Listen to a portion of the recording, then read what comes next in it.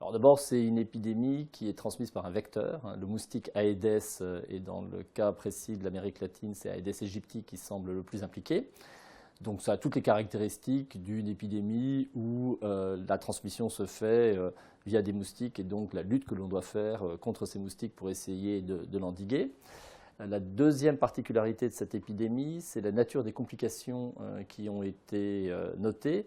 Il s'agit, dans l'immense majorité, pour les personnes infectées par le virus Zika, d'une maladie bénigne. La plupart d'ailleurs n'ont pas de symptômes, mais il y a malheureusement deux types de complications graves.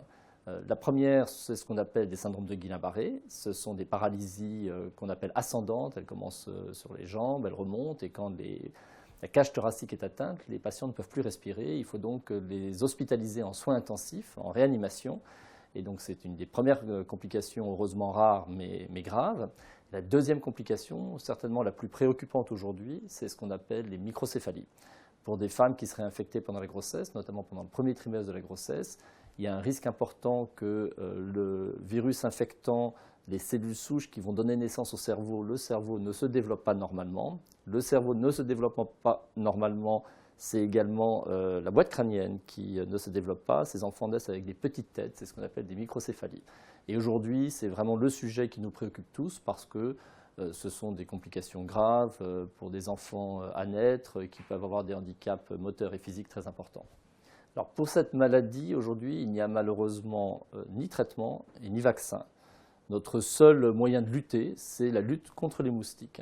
Donc, il s'agit d'un moustique qui s'appelle Aedes, qui, dans les zones tropicales, vit près des grandes villes, et c'est là Aedes aegypti. Dans les zones tempérées, c'est un cousin qui s'appelle Aedes albopictus qui est présent, qui lui aussi est périurbain. Et on sait assez bien les comportements, les habitudes de ce moustique et comment lutter contre. En revanche, les résultats de la lutte sont malheureusement jusqu'à présent assez décevants. Cette épidémie a démarré alors même qu'on luttait contre ce vecteur moustique parce qu'il transmet d'autres virus importants et le virus de la dengue, et ça n'a pas empêché le virus Zika d'arriver et de se développer. Alors en France métropolitaine, je ne pense pas qu'on aura une épidémie. Le vecteur moustique Aedes albopictus, qui est susceptible de transmettre le virus Zika, est présent dans le sud de la France. Il a d'ailleurs été à l'origine de transmissions qu'on appelle autochtones, donc sur le territoire français déjà, de virus assez proches comme le virus de la dengue, qui est également un flavivirus comme le virus Zika, ou d'un autre virus, chikungunya, qui utilise le même vecteur moustique, Aedes. Donc dans les 5 à 10 dernières années, on a d'abord vu le moustique Aedes albopictus arriver dans le sud de la France, puis très récemment être responsable de transmission autochtone à partir de cas importés de ces autres virus que sont la dengue ou chikungunya.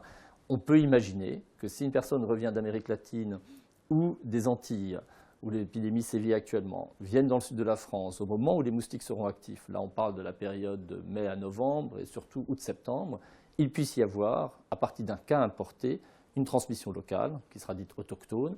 Mais comme les densités de moustiques restent faibles, je ne pense pas qu'on se retrouvera dans une situation épidémique comme celle qu'on vit aujourd'hui, par exemple, en Amérique latine.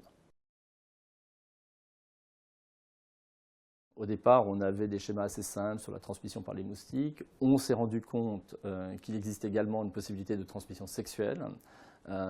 Les premiers cas avaient été rapportés, mais de façon très anecdotique, il y a quelques années. Plus récemment, avec l'épidémie en Amérique latine, des personnes retournées aux États-Unis ont pu infecter leur entourage par voie sexuelle. Dans tous les cas, c'était une transmission de l'homme vers la femme. Il est difficile de dire à quelle fréquence elle se produit. C'est vrai qu'en Amérique latine, quand vous avez des moustiques partout, quand une femme est infectée, on va toujours se dire c'est par un moustique. On ne pense pas qu'elle aurait pu être infectée par son partenaire sexuel. Des cas importés donc aux États-Unis et ailleurs dans le monde nous apprendront un peu plus si c'est fréquent ou non. Ce qu'on peut dire donc, c'est que la transmission au jour d'aujourd'hui peut éventuellement avoir lieu de l'homme vers la femme, et que l'homme garderait du virus dans le sperme sur plusieurs semaines. On ne peut pas encore quantifier cette durée, mais on pense que ça peut aller jusqu'à 3 mois, voire plus. Alors, pour ces épidémies à transmission vectorielle, et notamment avec le moustique Aedes, d'autres virus sont susceptibles d'être véhiculés. Il s'agit notamment de la dengue, il s'agit du chikungunya.